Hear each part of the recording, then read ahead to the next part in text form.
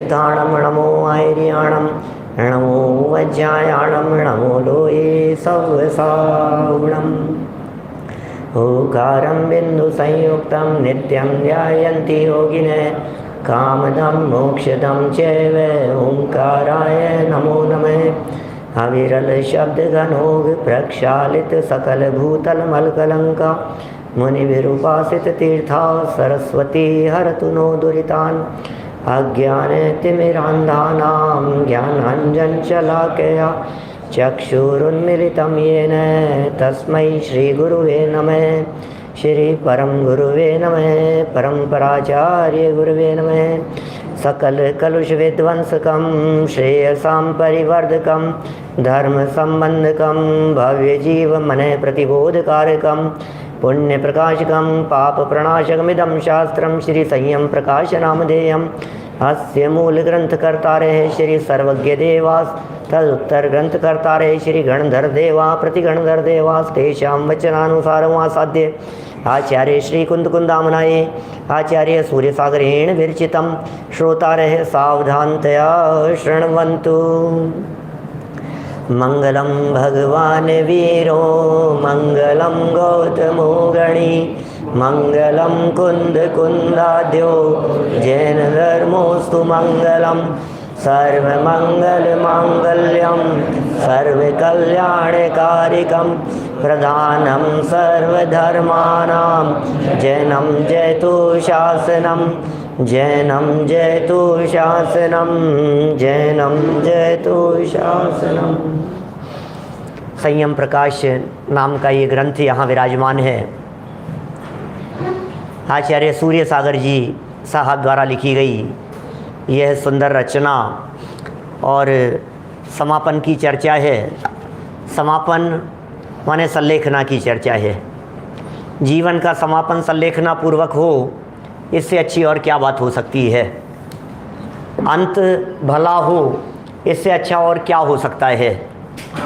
आप हम में से बहुत सारे लोग ऐसे होंगे जिन्होंने कभी इस प्रकार की भावना भाई होगी या जिन्होंने ऐसे वचन कहे होंगे, अंत समय आते आते, अंत तो नहीं, बुढ़ापा चलते चलते, बुढ़ापा नज़दीक आते आते कि बस हाथ पांव चलते रहे अंत तक, बिस्तर नहीं पकड़ लेवें, ऐसा सोचते हैं हम। हमें लगता है कभी ऐसी स्थिति नहीं बन जाए कि हमें बिस्तर पकड़ने पड़ जाएं। बस अपने काम करते रहें, अपना उठना बैठना चलता रहे और तभी चले जाएं बस, है ना। हम सबके इस तरह की एक मन में रहती है भावना। तो यहाँ ये कहना चाह रहे हैं कि भाई हाथ पांव चलें या नहीं चलें, लेकिन दिमाग चलता रहे। हाथ पांव तो आपके हाथ में नहीं है, लेकिन उपयोग कम से कम अपने स्वभाव के सन्मुख हो, पंच परमेष्ठियों के सन्मुख हो, पंच परमेष्ठियों के साथ में जुड़ा हुआ हो, ऐसा होना चाहिए। क्योंकि यदि ऐसा नहीं हुआ तो फिर अंत बिगड़ जाएगा, भव बिगड़ जाएगा, जीवन भर का किया हुआ सब खत्म हो जाएगा। माने जैसे समझिए, ऐसा कहते हैं ना, किसी व्यक्ति ने बहुत ईमानदारी से बिजनेस किया हो और लास्ट में कुछ उसने हेर फेर कर ली हो, तो उसकी ईमानदारी को कोई नहीं देखता। सब यही कहते हैं, यार इसने क्या बेईमान था और इतने समय से भी बेईमानी कर रहा होगा। ऐसे ही अंत जिसका बिगड़ गया उसका सभी बिगड़ा हुआ समझा जाता है। कर्म भी यही कहते हैं कि भाई अंत बिगड़ कैसे गया, इसका बिगड़ना नहीं चाहिए। और बिगड़ने का मतलब परिणाम बिगड़ने को बिगड़ना कहते हैं, बाकी बिगड़ना बिगड़ना नहीं होता है। परिणाम बिगड़े तो बिगड़ गया और परिणाम सुधरे तो सुधर गया। और बहुत हद तक संबंध है शरीर के साथ में, निमित्त नैमित्तिक संबंध है। इसलिए जब तक अपना उपयोग अपने स्वभाव के साथ में जुड़ने की पोजीशन बनी रहे, तब तक हम शरीर को संभालते रहें, शरीर का ध्यान भी देते रहें, खिलाते पिलाते रहें, ध्यान रखते रहें, व्यवस्था करते रहें शरीर के लिए। यहाँ तक कि तबीयत यदि बिगड़ गई हो तो डॉक्टर को भी दिखाएं, इलाज भी कराएं, ऑपरेशन की नौबत आए तो ऑपरेशन भी कराएं। सब कह रहे हैं, माने ये मनुष्य शरीर हमें प्राप्त हुआ है, ये खो देने योग्य नहीं है, छूट नहीं जाए। माने यहाँ तक कहा गया है कि यदि युवा अवस्था है और मुनि हैं, कोई पैर में कोई तकलीफ हो गई, अचानक किसी तरह की कोई परिस्थिति बहुत ज़्यादा बिगड़ गई, तो फिर संलेखना ले लेना उचित नहीं है, क्योंकि उम्र कम है अभी। कम उम्र में यदि आप संलेखना ले लेंगे तो ये ठीक नहीं है। आप गुणस्थान गिरेगा आपका, आप गृहस्थ हो जाइए, पंचम गुणस्थान की भूमिका में आ जाइए, और पंचम गुणस्थान की भूमिका में आकर के आप इलाज कराइए, उपचार कराइए यथा योग्य रीति से, फिर पुनर्दीक्षा लीजिए। संलेखना और समाधि के बाद, जीवन पूरा हो जाने के बाद, कितने भी महान मुनि क्यों नहीं हो, गुणस्थान विग्रह गति में चौथा ही होगा। कितने भी महान क्यों नहीं हो, विग्रह गति में तो चौथा ही रह जाएगा ना। तो अभी हमने जीवन पूरा करके यहाँ और चौथे गुणस्थान में जाना योग्य है या पांचवें में आकर के उपचार कराना योग्य है? बोलो, चौथा उचित है कि पांचवा उचित है? यहाँ तो अभी कम से कम देश संयम तो रहेगा पंचम गुणस्थान में, अभी अणुव्रती तो रहेंगे, अभी प्रतिमाधारी तो रहेंगे, और यदि और नीचे उतर गए तो फिर तो असंयम है नियम से।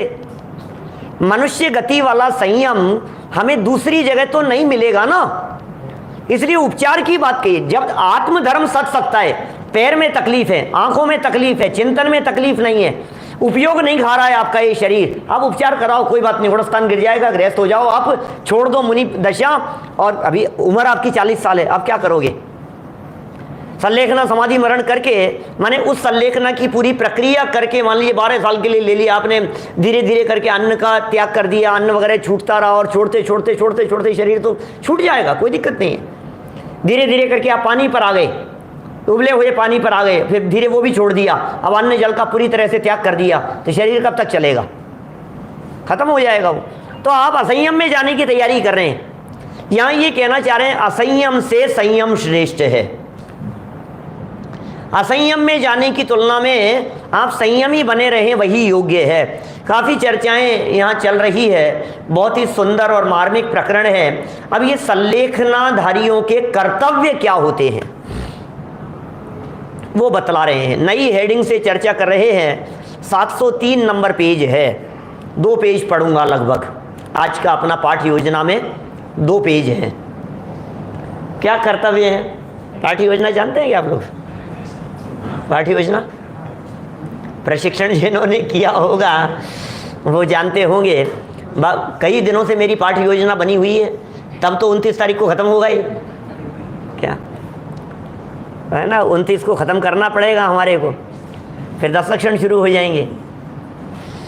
तो बाकायदा बिल्कुल अपन अपनी पाठ योजना के हिसाब से चल रहे हैं। अपने को कितना कोर्स कब लेना है, कौन सा टॉपिक कहाँ ख़त्म हो रहा है, कितना पेज पढ़ना है, उतना अपन पढ़ लेंगे।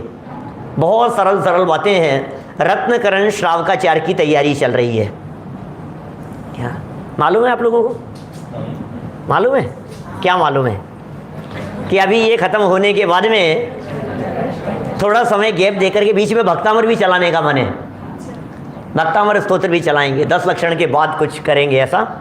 तो फिर उसके बाद रत्नकरण श्रावकाचार्य। लेकिन रत्नकरण श्रावकाचार्य चलाने के पहले रत्नकरण श्रावकाचार्य के कुछ श्लोक यहाँ दिखा दें। संयम प्रकाश में यहाँ संलेखनाधारी के कर्तव्य बतलाते हुए रत्नकरण श्रावकाचार्य के 6 श्लोक प्रस्तुत किए हैं। अभी देखो यहाँ पढ़ रहे हैं, वहाँ फिर पढ़ेंगे। रत्नकरण श्रावकाचार्य में दोबारा पढ़ेंगे। आप कह सकते हैं पुरुषार्थ सिद्धि उपाय में भी पढ़ा था अपन ने, यहाँ भी पढ़ रहे हैं, फिर दोबारा पढ़ेंगे। आपको लगेगा कि प्रकरण रिपीट हो रहा है, रिपीट नहीं होता है। रिपीट इसलिए नहीं होता है कि अभी हम पढ़ रहे हैं सूर्य सागर जी आचार्य द्वारा। आगे हम पढ़ेंगे, जब रत्नकरण श्रावकाचार्य में पढ़ेंगे तो सदासुखदास जी ने जो वर्णन किया है वो पढ़ेंगे, उनका चिंतन पढ़ने को मिलेगा हमारे को। पहले जो पढ़ा था अपन ने वो टोडरमल जी का पढ़ा था, क्या पुरुषार्थ सिद्धि उपाय में, पुरुषार्थ सिद्धि उपाय में। चलिए कह रहे हैं यहाँ अंत है क्रियाधिकरणम तपः फलम सकल दर्शन स्तुवते तस्माद्यावद्विभवं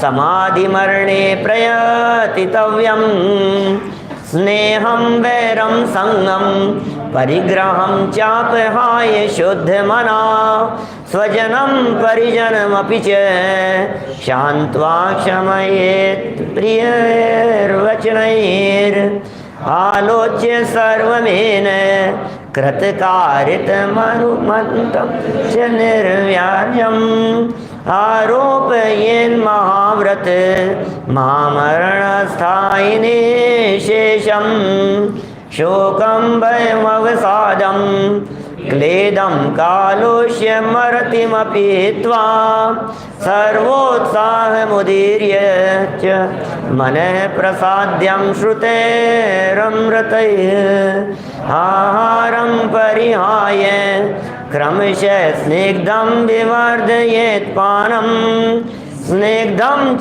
आपयित्वा खारपानं पूरयेत् क्रमशः खरपानहापनामपि कृत्वा कृत्वोपवासमपि शक्त्या पञ्चनमस्कारमनास्तनुं त्यजेत् सर्वयत्नेन। क्या कह रहे हैं? मृत्यु के समय, समंत भद्राचार्य देव का वचन है, कह रहे हैं मृत्यु के समय की क्रिया का सुधारना, यानी काय और कषाय को कृश करके संन्यास धारण करना ही तप का फल है, ऐसा सर्वज्ञ देव ने कहा है। सर्वज्ञ भगवान की आज्ञा है, तीन लोक के नाथ की आज्ञा है कि आप यदि तप का फल चाहते हैं तो अंत समय आने पर अपनी क्रिया को भी सुधारना। क्रिया सुधारना माने काय को कृश करने की तरफ बढ़ना और संन्यास धारण करना, कषाय को कृश करना। माने एक बात बहुत इंपॉर्टेंट यहां ध्यान देने योग्य है, काय को कृश करने में कषाय नहीं होनी चाहिए। माने यदि काय को कृश करने में कषाय हो रही है तो फिर क्या हासिल हुआ? फिर तो ये प्राप्त करने के लिए ये नुकसान कर लिया। तो मतलब क्या हुआ? माने आपके परिणाम यदि संभल रहे हैं, भाव यदि बिगड़ नहीं रहे हैं, तो फिर आप उतना करते चले जाएं। जैसे अभी चर्चा करेंगे यहाँ क्रम से संलेखना के प्रकरण में भोजन आदि छोड़ने की बात करेंगे। धीरे धीरे जब अंत समय नजदीक आ रहा है तो आप धीरे धीरे करके त्याग करते चले जाएंगे। तो जैसे जैसे त्याग की तरफ आप बढ़ेंगे तो आपको ऐसा लगेगा भूख लग रही है, मुझे खाना खाना है, तो बोले नहीं, ऐसा परिणाम आ रहा है तो फिर आप त्याग नहीं करें। माने संलेखना की प्रक्रिया इतनी प्रैक्टिकल प्रक्रिया है, खींचतान नहीं है, सहज है ये प्रक्रिया। माने जब अन्न छोड़ने की जो प्रक्रिया है, ये अन्न छोड़ने की प्रक्रिया वास्तव में छोड़ने की प्रक्रिया नहीं है कमल दोषी जी साहब। माने ये छोड़ने की प्रक्रिया माने छोड़ना नहीं, छूट जाता है। धीरे धीरे करके शरीर अन्न झेलता नहीं है, शरीर ने अन्न को झेलना बंद कर दिया। मन नहीं होता है अब खाने का, अब परिणाम नहीं होता, अब नहीं खाना है हमारे को, नहीं, अब मन ही नहीं है। अब शरीर इसके बिना भी चलता है और ऐसा ही लग रहा है, क्योंकि कुछ भी खाते ही वो वापस वॉमिटिंग होती है। युवा अवस्था में कभी तबीयत खराब हो और ऐसा हो तो मत समझ लेना कि संलेखना की स्थिति हो गई। ऐसा हो सकता है ना, कभी ऐसा हो रहा है कुछ भी झेलने मन नहीं हो रहा है, वॉमिटिंग का मन हो रहा है, मेरे को तो नहीं खाया जा रहा है, लगता है पंडित जी ने लक्षण बतलाया था क्या मुझे संलेखना की तैयारी करनी चाहिए, छोड़ देना चाहिए धीरे धीरे। ऐसा नहीं है भाई, ऐसा चक्कर नहीं है शुद्धात्म जी साहब है। देखो क्या कह रहे हैं, मृत्यु के समय की क्रिया का सुधारना, क्रिया का सुधारना कि साहब क्रिया सुधारने के, हाँ क्रिया सुधारने का संबंध परिणामों के साथ में, और क्रिया के साथ साथ में कषाय की भी बात कह दी ना, क्रिया भी सुधरनी चाहिए। अरे ऐसा नहीं हो कि अंत मैंने ऐसे ऐसे लोग देखे हैं, क्या बताऊं आपको, 90 साल 95 वर्ष की उम्र और आलू प्याज जैसी चीजें भी वो खाते हैं, सेवन करते हैं। आप लोगों ने भी देखे होंगे। 95 वर्ष की उम्र, 94 वर्ष की उम्र और आलू प्याज, और मैंने टोक दिया एक दिन। क्या करें, बहुओं के अधीन है, जो बना लेती है वो खा लेते हैं, अब इनसे कौन कहे, कैसी बात करते हैं। ये पराधीनता आपने अपना रखी है, ऐसा नहीं है कि आप पराधीन हो गए हो, आपको करना पड़ेगा। आपको अपना जीवन किस तरह से सुधारना है। और देखो, जो जिस व्यक्ति का खान पान नहीं सुधरा है ना, उसके परिणाम भी नहीं सुधर सकते हैं। जगत की ये कहावत ऐसे ही व्यर्थ नहीं है, जैसा खावे अन्न वैसा होवे मन। क्या ये सिर्फ कहने मात्र के लिए नहीं है, बहुत संबंध है इनका। जिनका खान पान ज़्यादा खराब होगा उनके परिणाम भी उतने क्रूर होंगे। मैं किसी हिंदुस्तान की किसी कौम के ऊपर आक्षेप नहीं करना चाहता, लेकिन फिर भी आप देखेंगे जिनके जीवन में नॉनवेज ही नॉनवेज चलता है, उनके परिणाम इतने क्रूर होते हैं कि किसी की भी हत्या कर देने पर उनको कुछ लगता नहीं है। चाहे वो टेररिस्ट अटैक हो या कुछ भी हो, तो आपको उनको लगेगा ही नहीं कि हमने कुछ क्या किया, क्या हो गया, मार दिया तो मार दिया, इसमें क्या है। उनका खान पान ही उसी तरह का है, मतलब जैसा खाते पीते हैं उनको वो क्रूर परिणाम क्रूर नहीं लगते हैं, उन्हें वो सब सहजता दिखाई देती है।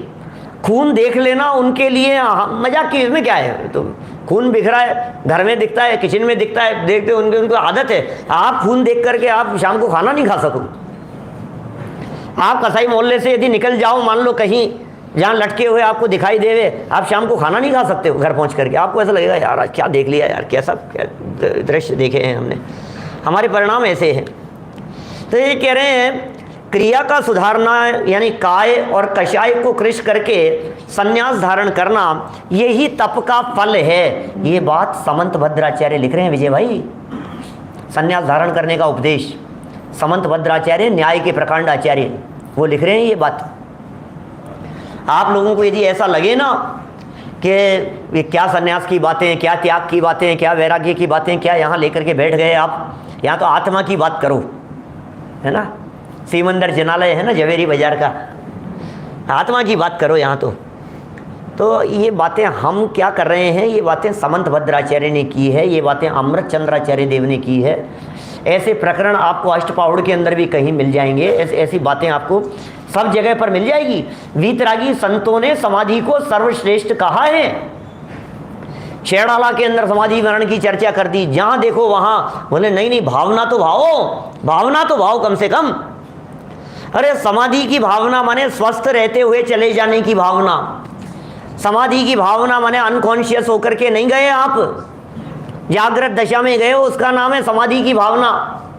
अनकॉन्शियस अवस्था के अंदर चले गए तो आपके परिणाम में क्या चल रहा है, अंतर में यद्यपि ज्ञान काम कर रहा होगा ना, मालूम अपन कुछ कह नहीं सकते उसके बारे में। नीलेश भाई अंदर में क्या चल रहा होगा, कोई व्यक्ति कोमा में पड़ा हुआ है तो उसका ज्ञान तो काम कर ही रहा है, और कहते हैं ऐसा कर्णेंद्री भी उसकी काम करती है। हाथ पांव नहीं हिला रहे हैं, बोल नहीं पा रहे हैं, कुछ रेस्पॉन्स नहीं देते हैं, कोमा में हैं, लेकिन फिर भी उनके कान काम करते हैं। अपने निरंजन भाई शाह थे शिकागो वाले, आप लोग कोई जानते हैं क्या, नहीं जानते? जानते हैं, आप जानते हैं ना, हैं राजू श्रीवास्तव का। ऐसे तो ब्रेन डेड हो गया उसका, है ना। अभी जिंदा है क्या? जिंदा है अभी, अच्छा। तो वो उनका क्या था, वो कोमा में आ गए अंत समय में। हम अमेरिका गए वहाँ शिकागो में, तो हम रोज़ाना उनके पास में जाते थे, तो बिल्कुल कोई रेस्पॉन्स, 24 घंटे कोई रेस्पॉन्स नहीं देते थे। जब 5 मिनट हम उनको संबोधन करते थे तो 5 मिनट में बराबर उनकी आंख भी खुलती थी और बराबर उंगली हिला करके वो रेस्पॉन्स करते थे। माने वो बराबर उनके कान काम कर रहे हैं, क्योंकि क्रम भी इसी प्रकार का है। मैं आपको बतलाऊं, 5 इंद्रियों के प्राप्त होने का जिस तरह का क्रम है का मतलब ऐसा कोई क्रम नहीं है कि 1 इंद्रिय के बाद में 2 इंद्रिय होगा, फिर बाद में 3 इंद्रिय होगा, ऐसा क्रम नहीं। लेकिन 5 इंद्रियों का जो क्रम है, स्पर्शन इंद्रिय 1 इंद्रिय जीव है, फिर 2 इंद्रिय स्पर्शन और रसना है, फिर स्पर्शन रसना घ्राण, फिर चक्षु और कर्ण। ये जो क्रम है ना, इनके जाने का भी इसी तरह का क्रम है। जैसे पहले स्पर्शन इंद्रिय काम करना बंद करेगी, माने हाथ पांव चलना बंद हो गए, छूना कम हो गया, मतलब स्पर्शन ने काम करना बंद कर दिया। फिर रसना इंद्रिय काम करना बंद करेगी। कोरोना में क्या होता, टेस्ट चला गया, टेस्ट तो नहीं गया आपका, टेस्ट आ रहा है ना आपको, क्या बार बार में देखते फिर तो टेस्ट के बाद में फिर 3rd नंबर पर है, स्मेल आ रही है कि नहीं, तो घबराहट होने लग जाती थी क्या हुआ। तो स्पर्शन जाएगा, फिर रसना जाएगी, फिर घ्राण जाएगा, फिर दिखना बंद होगा, और कर्णेंद्रिय लास्ट तक काम करती है। ये डॉक्टर्स, मेडिकल साइंस भी ये बात कहती है कि इनके काम कर रहे हैं, ये सुनाई दे रहा है इनको, आप जो बोलेंगे वो इनको सुनाई दे रहा है। तो अंत समय में भी कम से कम सुनते रहें जिनवाणी की बात, तत्व की बात कान में पड़ती रहे, इससे अच्छा और कुछ नहीं हो सकता है। क्या पता कौन सा शब्द क्या काम कर रहा हो, और अंदर में जिनका चिंतन चल रहा है वो तो धन्य है ही।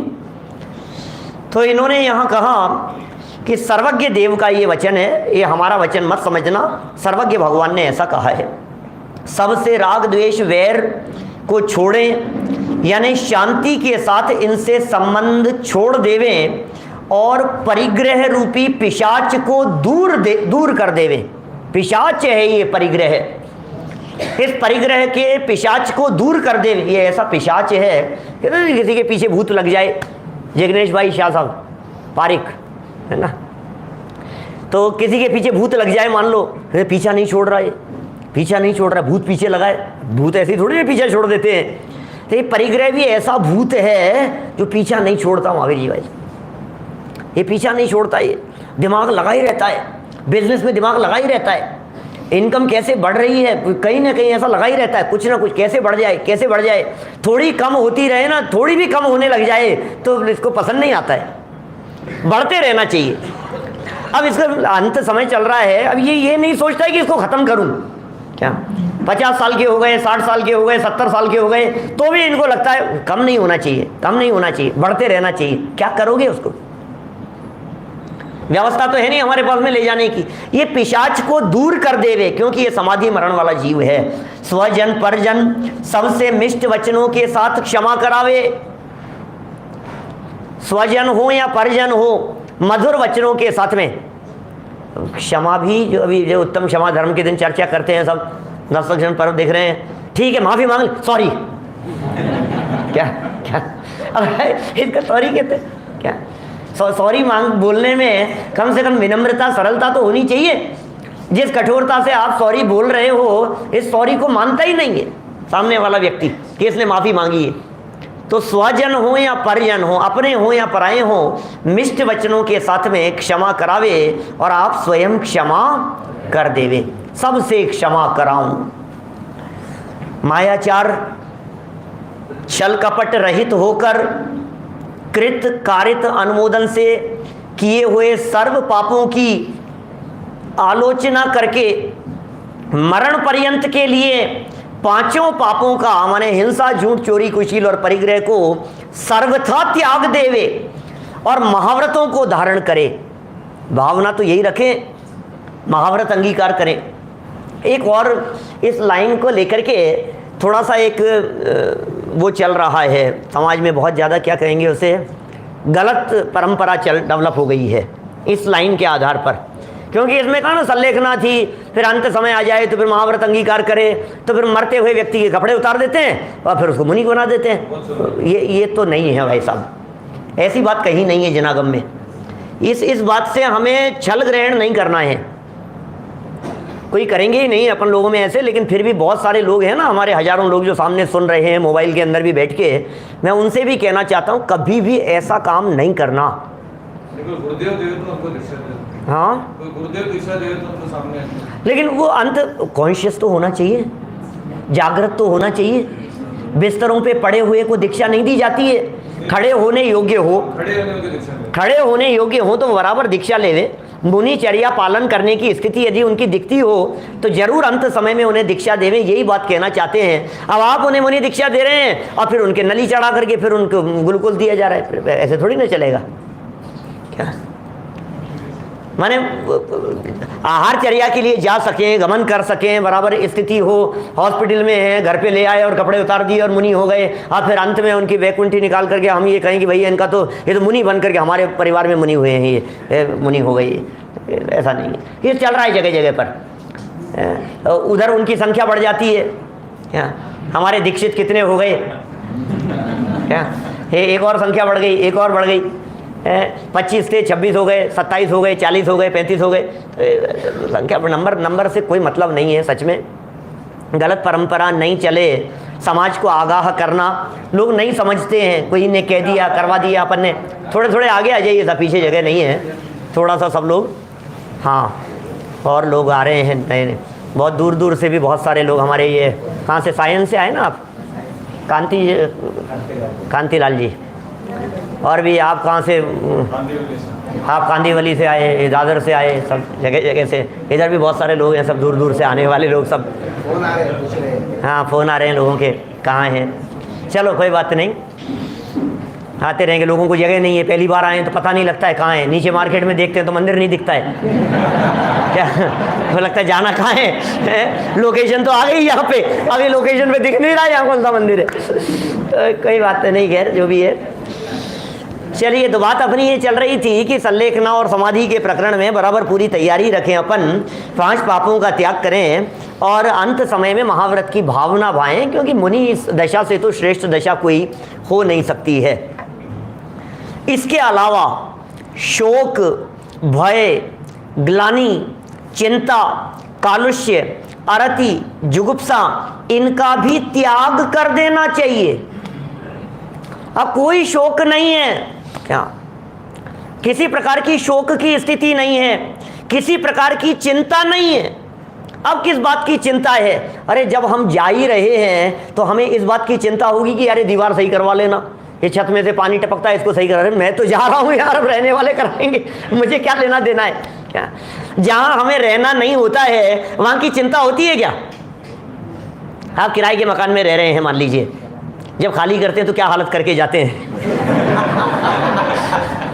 अब आप कहेंगे साहब हमें तो अनुभव नहीं। अरे आपको सब अनुभव है, किराए का नहीं है लेकिन होटल का अनुभव है, धर्मशाला का अनुभव है, तीर्थ क्षेत्र पर रहने का अनुभव है। वहाँ क्या करते हैं आप? चादर फैली हुई होगी है, तकिया ऐसे पड़ा हुआ होगा, कचरा पड़ा हुआ होगा, अपने को क्या करना है, बाद में सफाई होती रहेगी, होना होगा जो होगा, हमें तो खाली करके जाना है। माने जिसको खाली करके जाना हो उसकी चिंता नहीं होती है। ऐसे ही ये कह रहे हैं, अरे इस मकान को खाली करके जाना है, इसकी क्यों चिंता करता है क्या? खाली करने की तैयारी चल रही है ना, इस मकान को छोड़ करके जाना है ना, कि अब क्या होगा कि नया घर बनाएंगे। क्या तेरे घर के सामने नहीं क्या नया घर नहीं बनेगा? बोलो, मैंने कल परसों कहा, चर्चा की शायद इसी आप लोगों की इसी प्रवचन में की मैंने, क्योंकि शरीर धारण नहीं करता है ये जीव, शरीर वास्तव में बनाता है क्या? संयम, शरीर बनाया जाता है, धीरे धीरे शरीर का निर्माण होता है। ऐसा नहीं है, अपन बोलचाल की भाषा में तो अपन इस तरह की बात कहते हैं, नया शरीर मिल जाएगा, नया शरीर मिल जाएगा। ऐसा लगता है जैसे नए रेडीमेड कपड़े खरीद करके लाते हैं, ऐसे अपने को शरीर मिल गया और उसमें जाकर के अपन ने जन्म ले लिया। ऐसा नहीं है, ये जन्म लेगा और जहां जन्म होगा वहां एक एक पुद्गल वर्गणा, कारमान वर्गणाएं, पुद्गल वर्गणाएं, आर वर्गणाएं, ये सारी वर्गणाओं को ग्रहण कर करके ऐसे लट बराबर होगा, फिर और बढ़ेगा, फिर और बढ़ेगा, धीरे धीरे करके ये शरीर का निर्माण होगा। पूरा शरीर धीरे धीरे करके डेवलप होगा। इसलिए कोई रेडीमेड शरीर मिलने वाला नहीं है। नया घर बनाएंगे हम, इस घर को छोड़ करके जाएंगे, सड़े गले को छोड़ करके। और कैसा बनाओगे? संलेखना और समाधि की भावना वाले का ऐसा घर बनता है कि फिर उसमें रोग नहीं होते। देवगति वाला मिलेगा ना, वहां बीमारियां नहीं होगी, इसलिए चिंता करने की जरूरत नहीं है। अच्छा जिनको मिल रहा हो, अच्छा जहां बन रहा हो, अच्छे की जहां तैयारी हो, और ये भी टेम्परेरी है। नया शरीर जो प्राप्त हो रहा है, जो बनेगा, जो बना रहे हैं, वहां भी कोई परमानेंट थोड़ी ना रहना है। थोड़े समय के लिए परमानेंट व्यवस्था तो सिद्धालय में है, परमानेंट तो हमारे को सिद्ध बनकर के सिद्धालय में रहना है। तो टेम्परेरी व्यवस्था है, जितने भी समय के लिए होगी हो जाएगी। इसलिए भय भी नहीं रखना, मर जाऊंगा तो क्या होगा, मर जाऊंगा तो क्या होगा, पीछे से क्या होगा, पीछे से ध्यान रखना, चिंता नहीं करना। किसकी चिंता नहीं करना? कौन चिंता नहीं करे? तुम मत करो क्या? कोई नहीं करता है, कोई नहीं करता है। आज मरे और कल तीसरा दिन है। कौन सा गणित है? आज मरे कल तीसरा दिन, दूसरा का क्या? अरे ऐसे ही है, तीसरा ही हो जाता है, और क्या है। 2 दिन में 3 हो जाते हैं, मेरे कहने का मतलब ये है। ये कहते हैं 3 दिन दुकान बंद रखेंगे, 3 दिन की छुट्टी है, 3 दिन का शौक है। कोई 3 दिन नहीं होता है कुछ भी। पहले दिन तो दिन भर काम कर ही लिया, शाम को मरे थे। क्या? अब दूसरे दिन 1 दिन की छुट्टी ले ली, तीसरे दिन वो बैठक करके फिर उन्होंने दुकान जाकर के खुलवा दी समाज वालों ने। तो काय का शौक रहा? सब चीजें सब मंदिर पर ही लागू होती है। मंदिर छूट जाएगा, मंदिर नहीं करना, ये नहीं जाना, प्रक्षाल नहीं होगा, पूजन नहीं होगा। खैर वो भी सब जो विधि बतलाई है उनको छूना नहीं, लेकिन चिंतन करने के लिए, स्वाध्याय मतलब जो सुनने के लिए, बैठ करके विचार करने के लिए, उसका निषेध कहीं भी नहीं है। सिर्फ छूने के निषेध की चर्चा वो भी आएगी शायद कल परसों में, इसमें जब पूरा ही करेंगे ना अभी ये अपन, तो लास्ट में उसकी भी चर्चा करेंगे अपन, अंतिम दाह संस्कार की भी चर्चा करेंगे। दाह संस्कार कैसे किया जाता है, दाह संस्कार करने वाले के क्या नियम होते हैं और क्या पद्धति होती है, ये सब लास्ट अंतिम दिन परसों करेंगे चर्चा। तो अभी ये कह रहे हैं चिंता मत करो भैया, बिल्कुल चिंता नहीं करना, मन में कलुषता का परिणाम नहीं रखना, अरति का परिणाम नहीं हो, जुगुप्सा का परिणाम नहीं हो। घृणा किस बात से? जीवन छूट रहा है और अंत समय में शरीर ऐसा हो ही जाता है, अर्ध मृतक सम बूढ़ापनो, दौलत राम जी ने ऐसे हवा में नहीं कही है ये बात, ये सबकी दशा है। और अभी यदि नहीं हुई है ऐसी दशा तो इसका मतलब वो बुढ़ापा आना बाकी है, और कब आ जाए पता नहीं, कब अनकॉन्शियस दशा हो जाए, कब चलना फिरना बंद हो जाए, कब भूलना बंद हो जाए। सबकी ऐसी दशा दी, मैं बहुत लोगों को देखा है मैंने, आप लोगों ने सबने देखा होगा, जब तक चल रहा है तब तक चल रहा है, क्या पता कौन से क्षण चलना बंद हो जाए। बुजुर्ग लोगों को, 70 पार वाले लोगों को एक सलाह दी जाती है, देवीलाल जी साहब एक बात का बराबर ध्यान रखना, 70 पार होंगे ऐसा उम्मीद करके बोला मैंने, क्या कल मैंने 70 पार कह दिया भाई साहब, मेरे गला पकड़ लिया नीचे जाती, क्या क्या क्या फाइल ओपन हो गई क्या? 70 के नहीं है अभी, हुए नहीं है अभी हुए नहीं ना अभी, हाँ अभी हुए नहीं है। तो ये सलाह दी जाती है कि आप बस कुछ भी करो लेकिन गिरना मत। मैं कई लोगों से सुना है मैंने, और डॉक्टर्स की बहुत अच्छे एक्सपीरियंस वाले डॉक्टर्स की सलाह है, मतलब जल्दीबाजी मत करो, धीरे चलो, धीरे उठो बैठो, वॉशरूम में जाओ तो संभल करके कदम रखो, जल्दीबाजी मत करो। रात को यदि आप उठे हैं, नींदों में यदि आप उठे हैं, वॉशरूम के लिए यदि आप उठे हैं, तो आप अचानक नहीं उठ जाएं, तुरंत नहीं उठें, आप बिस्तर पर ही बैठे रहें आधे मिनट के लिए, 15-20 सेकंड के लिए, फिर उसके बाद में उठें। क्योंकि उस एज में यदि एक बार गिर गए ना आप, क्या तो फिर यदि आपने एक बिस्तर पकड़ लिए तो फिर मुश्किल है, फिर वो एज ऐसी है, इसलिए बहुत संभल करके रहो। मैं तो अपने मेरे पेरेंट्स भी सुन रहे हैं, सामने बैठे हैं क्या, तो मैं उनको भी ये सलाह देता हूँ हमेशा, तो आप धीरे धीरे करो, कोई अपने को कुछ चक्कर नहीं है। अभी स्कूटी से जाते थे शहर मंदिर, बंद कर दिया अभी ऑटो से जाओ, घर आ जाएगा, बुला करके ले जाएगा, छोड़ करके चला जाएगा, अपने को कोई परेशानी नहीं है भाई, यही व्यवस्था होनी चाहिए। कोई जल्दी, अपने को क्या करना है, अपने को जब तक चल रहा है ये शरीर तब तक चल रहा है, छूटना तो है, सभी का छूटना है क्या? अमर होकर के तो कोई आया नहीं है, अमर होकर के नहीं आए, लेकिन अमृत पान की प्रेरणा यहाँ दे रहे हैं संलेखना के माध्यम से। ये अमृत है, अरे परिणामों में यदि शांति है तो इससे बढ़कर अमृत और कुछ नहीं हो सकता है। और बाहर में आपके पास में सब कुछ है और फिर भी यदि आपके चित्त में शांति नहीं है तो आप जहर पी रहे हो। मैंने लोगों से सुना है, और आप लोग परिवारों में ऐसा महसूस करते होंगे, जहर के घूंट पी करके जी रहे हैं। पंडित जी क्या करें, ऐसा जीना भी कोई जीना है? बहुएं पलट करके जवाब देती है, बच्चे पलट करके जवाब देते हैं, इनको फुर्सत नहीं है, कुछ भी उल्टा सीधा, कैसे जहर के घूंट पी करके जी रहे हैं, ऐसा जीना भी कोई जीना है? सुनो भाई, तुम ही पी रहे हो, वो नहीं पिला रहे हैं। क्या करना है बोलो? हाँ दोष दे रहे, ये बेटा ऐसा है, ये बहू ऐसी है, ये ऐसा है, और ये ऐसे, और ये प्राण पीने वाले पोते पोती हो गए। क्या आपको यदि ऐसा लगता हो, उनका दोष नहीं है, आपको अपने चिंतन को सुधारना है। चिंतन तो यहां सुधरेगा वस्तु स्वरूप के अनुसार। अगला वाक्य लिखा है इन्होंने, ये लिखा है, अपने बल एवं उत्साह को प्रकट कर शास्त्र रूपी अमृत से अपने मन को आनंदित करे। क्या सुंदर वाक्य लिखा है, कितना सुंदर वाक्य कह दिया है। अपने बल भी देखना, उत्साह भी देखना, उत्साह बरकरार रहना चाहिए। किसमें उत्साह होना चाहिए?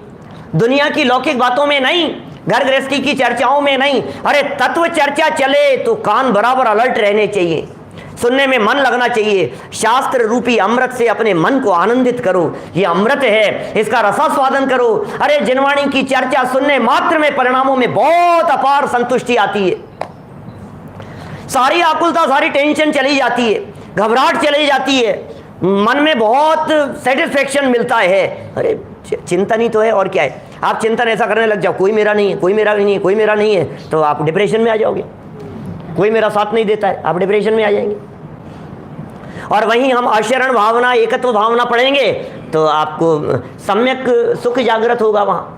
इन चिंतत सम सुख जागे, जिमि ज्वलन पवन के लागे, छेड़ालाकार लिख रहे हैं 5वीं डाल में। माने भवीय जनानंद जननी हो, ऐसे शब्दों के प्रयोग किए। कार्तिकेय अनुप्रेक्षा के मंगलाचरण में स्वामी कार्तिकेय स्वामी ऐसा कहते हैं, वो लिखते हैं, जिनेंद्र भगवान का स्मरण किया पहले, तिहुवण तिलयम देवम वंदिता तिहुवणिंद परिपूज्यम वोचम अणुपेहाओ, अनुप्रेक्षा प्राकृत है, सरल प्राकृत है। वोचम अणुपेहाओ भवीय जनानंद जननियो, मंगलाचरण है कार्तिकेय अनुप्रेक्षा का, भाई अनुभव शास्त्री जी।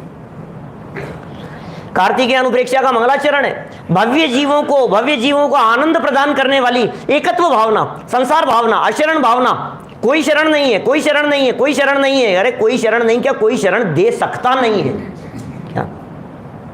कोई शरण नहीं दे सकता है। सामने वाला व्यक्ति यदि आपको ये कहे मैं क्या करूं, मैं कुछ कर नहीं पा रहा हूं, अरे बेटा रहने दे, मैं जानता हूं कोई कुछ कर नहीं सकता है, तेरे प्रयत्नों से क्या होगा, कोई शरण नहीं। राजा राणा छत्रपति हाथिन के असवार, मरना सबको, और दल बल देवी देवता मात पिता परिवार, और मरती बिरिया जीव को कौन बचा लेगा, कौन रख लेगा, कौन सुरक्षा प्रदान करेगा। ये आशरण की भावना, शास्त्र रूपी अमृत, शास्त्र तो अमृत है, ये मिल गया है हमारे महाभाग्य से, अमृत मिल गया, बाकी और दूसरा कोई अमृत नहीं होता। सुनो अमृत किसे कहते हैं, शास्त्र अमृत कैसे सिद्ध होता है, एक बार दिमाग में बैठा लेना। असली अमृत यही है, दुनिया में अमृत कहीं नहीं मिलेगा। अरे अमृत का पान करने वाले भी मरते हुए दिखाई देते हैं, लेकिन जिनवाणी रूपी अमृत का पान करने वाले अपने आप को अमर अनुभव करते हैं। क्या अमृत का पान करने से अमरता आनी चाहिए कि नहीं? अमृत का पान करने से मरण का भय निकल जाना चाहिए ना। अमृत का पान करने से फीलिंग में ये आना चाहिए ना कि अब मेरे को कोई मार नहीं सकता है। तो ये शास्त्र रूपी अमृत का पान करने से आपको अमृतत्व की अनुभूति होगी, इसलिए ये अमृत है। जनवाणी को अमृत कहकर के पुकारा गया है। पान कीजिए इसका, लेकिन ध्यान रखना दिन में 2 बार जरूरी है इसका सेवन करना, नहीं तो डोज काम नहीं करेगी। अभी मैं वसंत भाई से मिलकर के आया, वसंत भाई ने कहा कि भाई दवाइयाँ चल रही है और हर 3 घंटे में दवाइयाँ लेनी पड़ती है, हर 3 घंटे में लेनी पड़ेगी। डॉक्टर ने ये कहा कि इस दवाई का असर 3 घंटे रहता है, इसलिए 3 घंटे के अंदर दोबारा दवाई लो, फिर उसका असर 3 घंटे रहेगा, फिर 3 घंटे असर खत्म हो जाएगा, फिर 3 घंटे में फिर दवाई लेनी पड़ेगी। तो अब उन डॉक्टर ने कहा और वसंत भाई ने मान लिया, तो मैं भी उनसे मिल करके आया, तो मैं सीख लेकर के आया। अभी ये अमृत पिला रहे हैं, इस अमृत का असर थोड़ी देर रहेगा क्या क्या और जब इसका असर कम होने लगे तब दोबारा इस अमृत का पान करो। क्या शाम को, फिर सुबह उठने के बाद में, फिर दिन भर की झंझटों के बाद में फिर दोबारा इस अमृत का पान करो। बराबर करते रहोगे तो शांति बनी रहेगी, और यदि आपने इस अमृत का पान करना छोड़ दिया फिर हमारी कोई गारंटी नहीं, फिर तो मरोगे और क्या है। इसलिए लिख रहे, कितना सुंदर लिखा यहाँ, अपने बल एवं उत्साह को प्रकट कर। विजय भाई साहब क्या लिख रहे हैं, क्या कहूँ आपको, भाई साहब कहूँ, बाबूजी कहूँ, जो कहो, विजय भाई बस। पता नहीं लगता है, ये भाई तो सभी भाई हैं, अब भाई में एज का पता नहीं लगता है। गुजरात में बड़ा चक्कर है, तो भाई तो भाई है। अपना बल एवं उत्साह को प्रकट कर शास्त्र रूपी अमृत से अपने मन को आनंदित करें। माने शास्त्र पढ़ने में आपको आनंद आना चाहिए, शास्त्र पढ़ने में आपको उत्साह आना चाहिए। जिनवाणी की बातें कर्णेंद्री का विषय बनने पर अंदर में आनंद की हिलोरें उठनी चाहिए। ओहो अहो, मुझे तो इन बातों की खबर ही नहीं थी। क्या 257 नंबर पेज पर लिखते हैं टोडरमल जी साहब, मुझे इन बातों की खबर ही नहीं थी, मैं तो भ्रम से भूलकर, अरे क्या गजब बात मिल गई है, कितनी सुंदर बात मिल गई है। ऐसे वाक्य जिनवाणी को पढ़ते समय ऐसे वाक्य मिलेंगे और उन वाक्यों को लेकर के गुनगुनाते रहो। आज क्या वाक्य याद करना है आपको? रात भर शास्त्र रूपी अमृत से अपने मन को आनंदित करना है। ये जिनवाणी अमृत है। अमृत का पान करने वाले देवगति के जीव अमर नहीं होते, मर जाएंगे वो तो। अमृत पीते हैं ना, कंठ से अमृत झर जाता है देवों के, ऐसा कहते हैं देवों के गले से अमृत झर जाता है।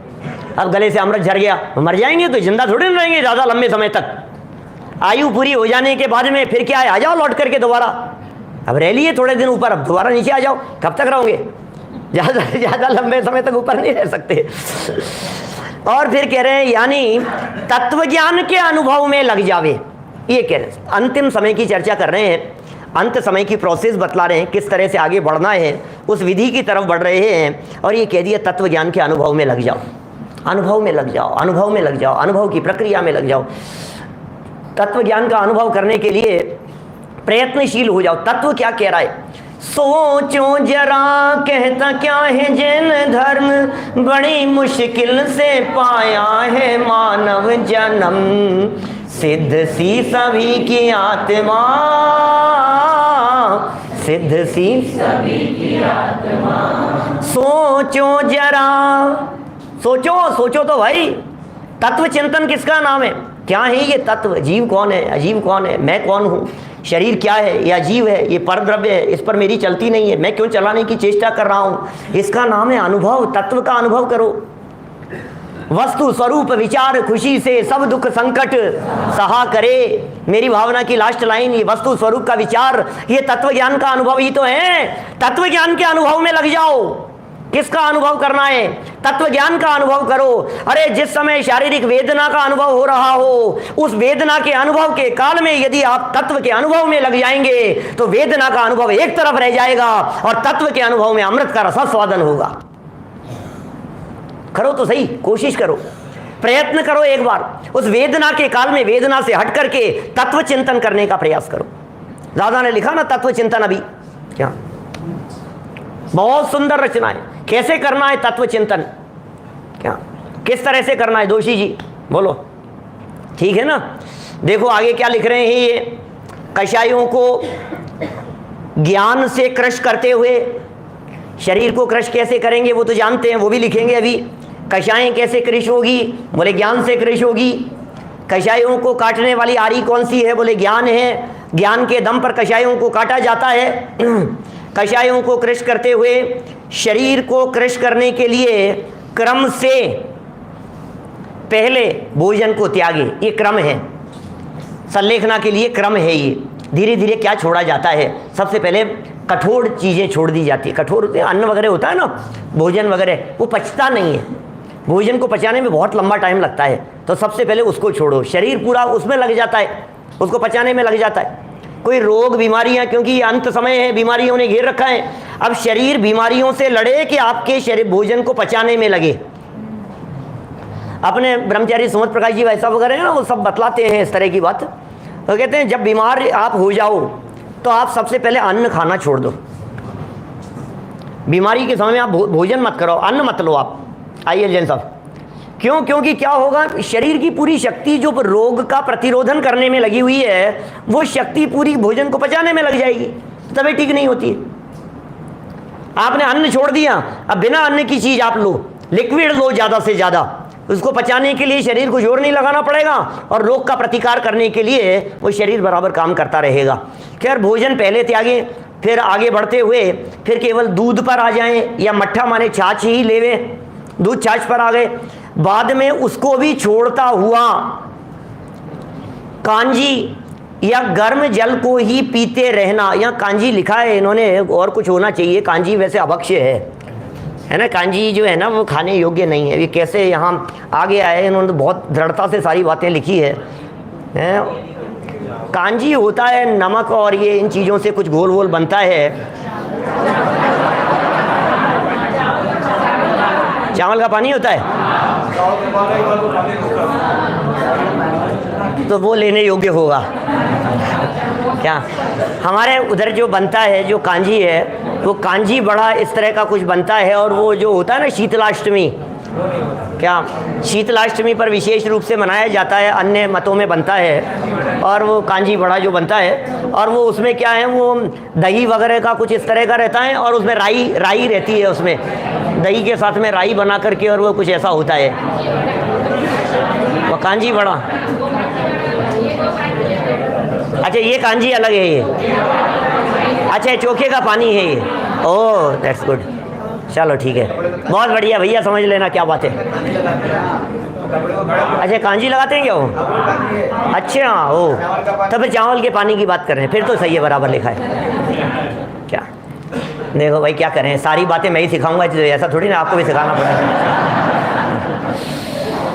कुछ बातें कांजी ठीक है, या फिर गर्म जल को ही पीते रहना, या फिर गर्म जल ही पीते हैं, मतलब धीरे धीरे करके सब चीज़ें उन्होंने छोड़ दी है, फिर शक्ति को संभाल कर उस गर्म जल को भी छोड़ दें, ये त्याग करने का क्रम है। और यहाँ तो इन्होंने बहुत शॉर्ट में लिखा है, बाकी विस्तार से पुरुषार्थ सिद्धि उपाय के अंदर अपन ने पूरी प्रक्रिया पढ़ी थी, और आगे शायद सदाशिवदास जी ने भी उसमें बहुत विस्तार से बतलाई है, फिर पढ़ेंगे अपन। मैंने उसमें खूब विस्तार से एक एक चीज़, ये छोड़ो फिर ये छोड़ो फिर ये छोड़ो, फिर इतने इतने दिन वगैरह तक के क्रम बतलाए हैं, ऐसे अवस्था को देख करके लक्षण बतलाए हैं। भगवती आराधना वगैरह में अंत समय को जानने के लक्षण बतलाए हैं। माने अन्ना जी है ना अपने ब्रह्मचारी यशपाल जी साहब हैं, नहीं मतलब थे जब, तो वो बुलाया, शरीर में कभी कुछ ऐसा होता था, कोई अलग सा दिखाई देता था, तो बोले देखना ग्रंथ में देखना, उसके अंदर कोई ऐसे लक्षण तो नहीं दिख रहे हैं मेरे कुछ ऐसे चले जाने के। माने मुनिराज भी वीतरागी संत बराबर देख करके पहचान लेते हैं, अब ये लक्षण शुरू हो गए, इसका मतलब इतने समय की आयु शेष है। बहुत गहरा अभ्यास होता है, सब चीज़ें पकड़ में आ जाती है, अब कितने समय रह पाएंगे, कितना लंबा समय हमारे पास में बचा है, उस हिसाब से वो फिर संलेखना की समाधि की तैयारी करते हैं। अभी बिल्कुल एग्जैक्ट बतला देते हैं कि अब समय जो है 4-6 घंटे से ज़्यादा नहीं बचा, इतना तक पकड़ लेते हैं। नाखून अलग तरह के हो जाएंगे, होठ अलग तरह के हो जाएंगे, आंखें अलग तरह की दिखाई देने लग जाएगी, नाखूनों का कलर चेंज हो जाएगा, कुछ ऐसा होने लगे। बहुत अनुभवी और एक्सपीरियंस होते हैं ना, जो सब ये सब संगों में सब अनुभव है इस तरह का। अभी वर्तमान में तो वर्धमान सागर जी आचार्य जो हैं वो इन चीज़ों के बहुत विशेषज्ञ हैं, वो ऐसा सुनते हैं। देखिए खैर, खूब प्रयत्न के साथ ही श्री पंच परमेष्ठी के चरणों में ध्यान को लगावे। अब धीरे धीरे करके अपना ध्यान सबसे हटा लिया, शरीर से हटा लिया, और पंच परमेष्ठियों के उसमें ध्यान को लगावे, और पंच नमस्कार मंत्र को जपता हुआ शरीर का त्याग करे, यानी शरीर को छोड़े। अब पंच नमस्कार को जपता हुआ और पंचम पारणामिक भाव को जपता हुआ, उसको साथ में लगा लेना, क्योंकि पंच परमेष्ठी को जपने के साथ साथ में वो बात जुड़ेगी ही, वो आएगी ही वहाँ। यह अनुभव योग्य बात है कि आहार पानी को शैने शैने घटावे, एकदम नहीं, अनुभव की बात है ये बहुत एक्सपीरियंस की बात कर रहे हैं, जिससे किसी प्रकार की कषाय या आकुलता पैदा न हो। इससे परिणामों को काफ़ी मदद मिलती है, जिससे मरण समय में उत्साह रूप परिणाम बढ़ता रहे, सो ही संलेखना है। माने एकदम त्याग नहीं, किसी भी चीज़ को धीरे धीरे छोड़ा जाता है और धीरे धीरे ग्रहण किया जाता है, यही पद्धति है। 10 दिन के उपवास किए, उपवास पूरे हो गए 10 दिन के, फिर पारणा किया, तो बादाम का हलवा खिलाएंगे कि नहीं? नहीं, अब 10 दिन नहीं खाया तो बादाम का हलवा नहीं खिलाएंगे? ताकत कमजोरी थी ना, तो ताकत के लिए बादाम का हलवा खाना चाहिए कि नहीं? मर जाएगा मारना हो तो बादाम का हलवा खिला देना। वो धीरे धीरे करके इतना कमजोर हो गया है कि जिस तरह से धीरे धीरे छोड़ते हैं उसी तरह से धीरे धीरे शुरू करना, इसी क्रम से शुरू करना, क्योंकि वो जठराग्नि है ना, ये मंद पड़ जाती है। पेट में अंदर अग्नि जल रही है, वो जठराग्नि मंद पड़ गई है अग्नि, अब वो अग्नि जैसे जैसे मंद पड़ गई है, अब फिर वो भोजन की डिमांड ही नहीं करती है। खाना खाने से भूख कभी नहीं मरेगी, खाते रहोगे तो चलता रहेगा, खाना छोड़ दोगे तो भूख मर जाएगी। धीरे धीरे शुरू करें, शैने शैने घटावे, एकदम नहीं, जिससे किसी भी प्रकार की कलुषता या आकुलता पैदा न हो। इससे परिणामों, शांत परिणामों को काफ़ी मदद मिलती है, जिससे मरण समय में उत्साह रूप परिणाम बढ़ता रहे। मरण समय में उत्साह रूप परिणाम बढ़ता रहे, परिणाम बढ़ता रहे उत्साह रूप मरण समय में। मैं मर रहा हूँ, मैं मर रहा हूँ, ऐसे रोना नहीं, परेशानी नहीं, अरे उत्साह है, कोई बात नहीं, मौत को वरण करते हैं, मृत्यु को महोत्सव रूप मनाते हैं ज्ञानी धर्मात्मा। ज्ञानियों के जीवन में मृत्यु महोत्सव मन करके आती है, तैयारी होती है जाने में। जैसे आपका उत्साह होता है, गिरनार जी चल रहे हो ना, क्या क्या तैयारी है चलने की, हो गई टिकट, क्या हाँ तैयारी है, कैसा उत्साह चालू हो जाता है ना पहले से, अरे गिरनार जी जाएंगे, शिखर जी जाएंगे, वहाँ की यात्रा, वहाँ की तैयारी। तो आप में जैसे उत्साह रहता है ऐसे ही इसको कैसा उत्साह है, अरे यहाँ तो मनुष्य देह के साथ में मैं अकृत्रिम चैत्यालयों की वंदना के लिए नहीं जा सकता, अब मुझे उत्साह है। ऐसा भी कह सकते हैं, कल तो मैं अकृत्रिम चैत्यालयों की वंदना करने जाने वाला हूँ, क्या जिनको पता लग गया ये जीवन पूरा हो रहा है, मनुष्य शरीर छूट रहा है, कल जाऊँगा मैं अकृत्रिम चैत्यालयों की वंदना करने के लिए, आज छूट जाएगा जीवन। पहले भी पता लग जाता है। मेरे खुद के दादाजी वो कह कर के मरे थे, बिल्कुल पहले उन्होंने कह दिया था कि आज हम मरने वाले हैं रात को 10 बजे। क्या पिताजी सुने, मैंने कई बार कही है मैंने सभा में बात, मैंने पहले से बतला दिया, बिल्कुल स्वस्थ, कोई तबीयत खराब नहीं, बिल्कुल हट्टे कट्टे चलते फिरते हुए, क्या बिल्कुल स्वस्थ रहते हुए। और उन्होंने कह दिया कि वो बुआ वगैरह आई हुई थी, शादी हो गई थी बुआ वगैरह की, वो आई हुई थी, दिन में जा रही थी वो 4-5 बजे के आसपास, उनको कह दिया कि तुम क्यों जा रही हो, दोबारा आना पड़ेगा, क्या 10 बजे जा रहे हैं हम, और 10 बजे चले गए रात को। घड़ी वो टन टन टन बोलती थी, घड़ी हमारे हॉल में लगी हुई, तो 10 बजते ही जैसे उसने बोलना चालू किया वैसे बैठे बैठे बातें करते हुए एकदम गर्दन चले गए, जीवन पूरा हो गया, ऐसे पहले मालूम चल गया उनको। तो चल जाता है पता, इससे कोई ज्ञानी धर्मात्मा होंगे कि सम्यक दृष्टि, ऐसा कोई संबंध नहीं है इसका ज्ञानीपन से कोई संबंध नहीं है, ये सिर्फ पूर्वाभास से है, वो हो जाता है तो मालूम चल सकता है इस तरह का। परिणामों में उत्साह बना रहे सो सल्लेखना है। अगर अपनी शक्ति होवे तो सर्व परिग्रह रूप फांसी को त्याग कर मुनियों के समान नग्न दिगंबर होकर चटाई पर आसन लगाकर बैठे, यदि आपकी शक्ति हो और आपकी सब अवस्था बराबर दिख रही है तो बैठे या लेट जावे बाद में अंत में, और आत्म स्वरूप में अपने चित्त को लगाकर शांति रखे। कदाचित ऐसा नहीं कर सके तो आवश्यक कपड़े बर्तन रखकर शेष का त्याग करे। अरे आप छोड़ते चले जाओ, परिग्रह का त्याग कर दो, ये छोड़ दिया, ये छोड़ दिया, ये छोड़ दिया, छोड़ दिया माने सिमट गए। जो मैंने 2 दिन पहले बात कही थी, धीरे धीरे समेटना शुरू कर दो, बहुत जरूरी है समेटना। मैंने बहुत सारे एग्जाम्पल देकर के चर्चा की है, मैंने वो प्रवचन सुनना चाहिए, मतलब किसी भी व्यक्ति को, बहुत सुंदर मार्मिक चर्चा है 2 दिन पहले वाली, मैंने जिन्होंने नहीं सुना हो वो सुन सकते हैं, 2 दिन पहले वाला मिल जाएगा। और उसमें चर्चा की है शीघ्र सल्लेखना की और प्रयोग सल्लेखना की, इसी नाम से हेडिंग है, सल्लेखना के प्रकार, शीघ्र सल्लेखना और प्रयोग सल्लेखना।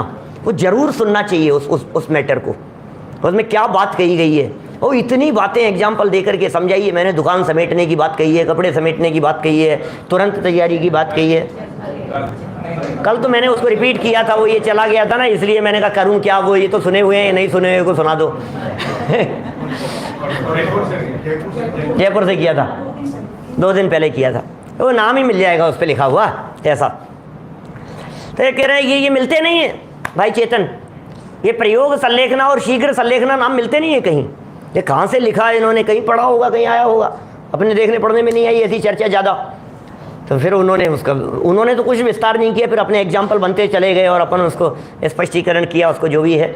कहने का मतलब ये है शक्ति को छिपाए नहीं, ठीक है, वही पुरुष समाधि को धारण कर सकता है, शक्ति को नहीं छिपाना। जगन्य रूप से इस प्रकार भी कह सकते हैं कि अपनी शक्ति के अनुकूल 1-1, 2-2 व 4-4 दिन के प्रमाण में भोजन का त्याग व परिग्रह का त्याग करें। आज 1 दिन का त्याग किया, भोजन ग्रहण किया, पहले 4 दिन तक हम 1 दिन छोड़ करके 1 दिन लेते रहे, फिर 2 दिन छोड़ करके 1 दिन लेते रहे। ऐसे उपवास करने का भी विधान बतलाया है। हमने हरिवंश पुराण में बहुत विस्तार से इस तरह के व्रतों की चर्चा की है। ये जो है ना, हमने पवैया जी का 10 लक्षण विधान, पवैया जी के 10 लक्षण विधान में जब उत्तम तप धर्म की चर्चा करते हैं तो अनशन के प्रकार बतलाते हुए उन्होंने ये सारी बातें लिखी है पवैया जी ने, वहाँ सब उन्होंने लिखी। करते हैं आप लोग, सब करते रहते हैं। तो पहले 1 दिन 1-1 दिन छोड़ करके, 2-2 दिन छोड़ करके, फिर 3 दिन छोड़ करके आहार ग्रहण करें, एकदम नहीं। जब तक चलता रहे, फिर परिग्रह का भी त्याग करे। यदि इस प्रकार करते करते जीवन रह जावे तो फिर अपनी शक्ति अनुकूल त्याग व्रत को संभाल ले। ऐसे समाधि मरण के अधिकारी सामान्यतया गृहस्थ लोग भी हो जाया करते हैं, परंतु गृहस्थ पने के प्रपंचों से अलग यानी दूर रहे, प्रपंचों से दूर रहे, अंत समय में प्रपंचों में नहीं उलझे। श्रावक भी प्रपंचों में नहीं उलझे और मुनिराज तो उलझते ही नहीं है ना, वो तो दूर रहते ही हैं और रहना ही चाहिए। जहाँ एकांत स्थान होवे वहाँ 4 साधर्मी भाइयों का संबंध रखे। ये जिनवाणी कह रही अकेले नहीं रहे आप समाधि मरण के लिए, आपको 4 साधर्मी भाई चाहिए साथ में। 4 का मतलब 2-4 जो भी स्थिति हो, लेकिन कोई ना कोई साधर्मी भाई जरूर चाहिए, उनको रखें। सो वे साधर्मी भाई शास्त्रों को सुनावें और उपदेश भी देवें, जिससे परिणाम वैराग्य रूप परिणति में स्थिरीभूत हो। बराबर संलेखना ऐसी चलती है, संलेखना में उपदेश दिया जाता है। अरे 40-40 मुनिराजों तक के उल्लेख किए हैं अंत समय में, इतने मुनिराज होकर के 48 मुनिराज मिलकर के जो हैं वो समाधि कराएं सब मिलकर के, और सब संदेश दे रहे हैं, उपदेश दे रहे हैं, संबोधन कर रहे हैं, परिणाम स्थिर रहे, परिणाम उनके उसके मतलब बिगड़ नहीं पाए। भोजन वगैरह तक दिखाने तक की विधि बतलाई है ऐसी सब। आप शास्त्रों को पढ़ो, ये सब भगवती आराधना है, मूलाचार वगैरह है, तो आपको ऐसे ऐसे प्रकरण मिलेंगे, गजब के प्रकरण हैं। मैंने अपने को थोड़ा सा ब्रॉड माइंड होकर के खूब अध्ययन करना चाहिए, जिनवाणी का गहराई से अध्ययन करना चाहिए। 4 अनुयोगों को बहुत गहराई से पढ़ना चाहिए, एक अनुयोग नहीं, 4 अनुयोगों को पढ़ो। दुनिया मेरे को लिए कहती थी तो कर्णानुयोग वाले पंडित जी हैं, तो कर्णानुयोग वाले पंडित जी हैं। मैं तो कर्णानुयोग तो चलाता ही नहीं, मैं दोनों एक समय द्रव्यानुयोग चलता है, एक समय चरणानुयोग चलता है। पता नहीं कर्णानुयोग वालों दुनिया को क्यों लगता है भूगोल की वजह से क्या। अब देखो क्या कहें, ये कह रहे हैं एकांत स्थान, 4 साधर्मी भाइयों का संबंध रखें। क्या करेंगे वे 4 साधर्मी भाई? शास्त्रों को सुनावेंगे, उपदेश भी देंगे, और जिससे परिणाम वैराग्य रूप परिणति में स्थिरीभूत हो, वैराग्य रूप परिणति चलती रहे, ऐसा स्थिर रहेंगे। स्वजन या परिजन तथा चेतन अचेतन पदार्थों का संबंध हरगिज ना मिलावें। अरे नहीं, इसको बुला दो, बच्चे को बुला दो, इसको बुला दो, ये चलता रहता है ना। अरे तोड़ो मोह को, कोई दम नहीं है, ये बच्चे काम नहीं आएंगे। सज धज के जिस दिन ना सोना काम आएगा ना चांदी आए। और 10 लाइनें बनानी है इसकी, घर बैठ करके विचार करना। क्या? सज धज के जिस दिन मौत की शहजादी आएगी, ना पत्नी काम आएगी ना बेटा आएगा। बनाओ ना। सज धज के जिस दिन मौत की शहजादी आएगी, ना प्रवचन काम आएगा ना श्रोता। क्या है? क्या काम आएगा बतलाओ मेरे को, कौन श्रोता काम आ जाएंगे? इतने लोग सुनते हैं, कोई क्या काम आएगा भाई साहब? है? जब हम जा रहे होंगे तो कौन काम आएगा? भैया भाई काम आओगे क्या? अरे हम रहेंगे ही नहीं तब तक। ऐसा आप कहते, मैं नहीं कह रहा हूँ। याद जरूर आएंगे। याद कैसे आएंगे? आपकी याद आएगी हमको। यहाँ से पहले भेजने की तैयारी है।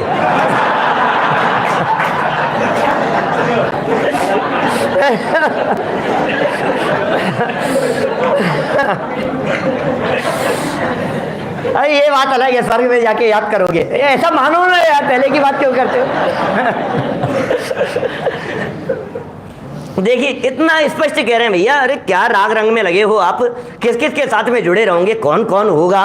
वैराग्य परिणति चलने चाहिए, वैराग्य की धारा बराबर बहनी चाहिए। वो वैराग्य की परिणति जो चल रही हो उसमें स्थिर हो जाए, अपना उपयोग वैराग्य परिणति में स्थिरीभूत हो। स्वजन या परिजन तथा चेतन अचेतन पदार्थों का संबंध हरगिज न मिलावें, जिससे मोह विकार से बचें।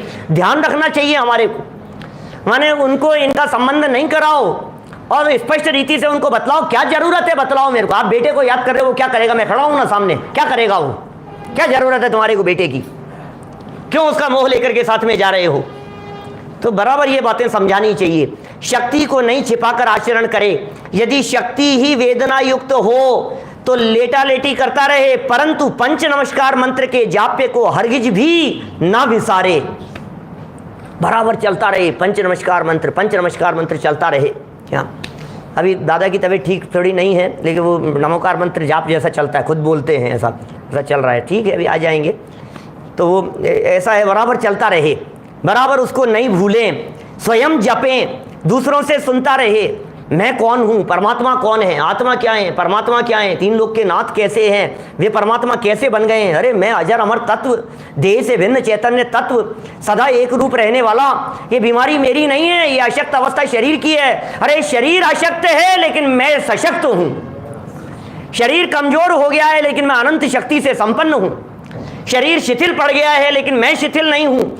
शरीर को शिथिल होने दो लेकिन परिणाम शिथिल नहीं हो जावे, इसका विचार रखो। शक्ति अनुसार उस पर ध्यान देकर अर्थ विचारता रहे, जिससे अशुभ आश्रव रुके, धर्म भावना दृढ़ बनी रहे। तो इस तरह से ये समाधि मरण की बराबर तैयारी चलती रहे। सावधान रहना, सतर्क रहना, कभी भी मृत्यु रूपी शिकारी झपट्टा मारने के लिए आ सकता है।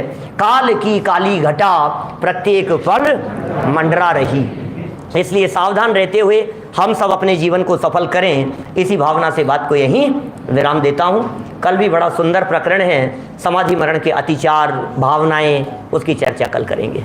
जनमान्य सुबह भारतीय विद्या भवन की खबर है ही सभी को, मुंबई के लोग हैं सब।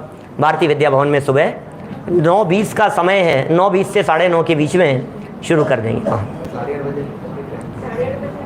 नहीं, वो 8:30 वाला तो कुछ नहीं है, मैंने तो कही थी 10-5 मिनट के लिए वहाँ जाऊँगा मैं। अब वो जैसा भी होगा थोड़ा बहुत कुछ बोल लेंगे, बात कर लेंगे, मिल लेंगे, सब ऐसा ही जो भी होगा, है ना। ऐसा कितने बजे पहुँचेंगे, कितना बोल पाएंगे, कितना क्या होगा, थोड़ी देर चर्चा कर लेंगे, वो सबका बहुत आग्रह था। चलिए धन्यवाद।